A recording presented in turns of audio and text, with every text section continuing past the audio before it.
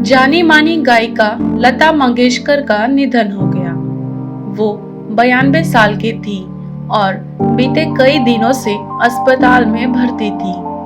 लता मंगेशकर को हम सभी स्वर कोकिला के नाम से जानते थे। उनकी मीठी आवाज बीते कई दशकों से भारतीय संगीत में बसी हुई थी, जिन्होंने न जाने कितने ही कलाकारों को संगीत की दुनिया में आगे बढ़ने के लिए प्रेरित किया था। उनके चाहने वाले उन्हें लता दीदी कहकर भी पुकारते थे। लता मंगेशकर का जन्म इंदौर शहर में 28 सितंबर 1929 को हुआ था।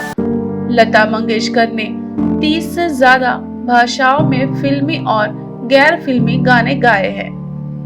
हालांकि उनकी मुख्य पहचान भारतीय सिनेमा में एक प्लेबैक सिंगर के तौर पर रही।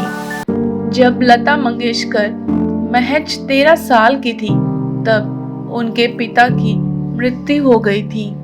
इसके बाद लता मंगेशकर ने कुछ हिंदी मराठी फिल्मों में अभिनय किया।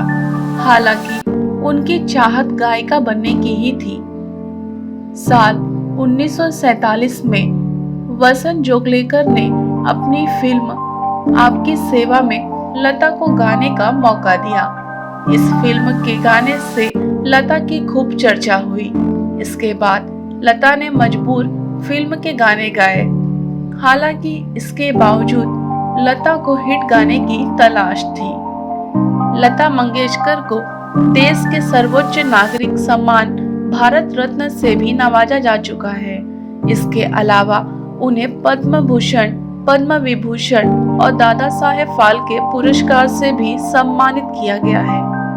लता मंगेशकर के निधन पर भारत समेत दुनिया भर की दिग्गज हस्तियों ने शोक जताया है। प्रधानमंत्री नरेंद्र मोदी ने लता के साथ कई तस्वीरें ट्वीट करते हुए लिखा कि दयालु और सबका ध्यान रखने वाली लता दीदी हमें छोड़ गई। वह हमारे देश में एक ऐसी शून्यतम छोड़ गई जो कभी भर नहीं सकेगी। केंद्रीय मंत्री नितिन गडकरी ने भी लिखा, उनका जाना देश के लिए अपूर्णीय क्षति है। वे सभी संगीत साधकों के लिए सदैव प्रेरणा थी। लता दीदी प्रखर देशभक्त थी। उनका जीवन अनेक उपलब्धियों से भरा था। लता जी हमेशा ही अच्छे कामों के लिए हम सभी को प्रेरणा देती हैं।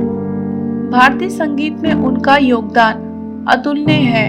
30,000 से अधिक गाने गाकर उनकी आवाज ने संगीत की दुनिया को सुरों से नवाजा है।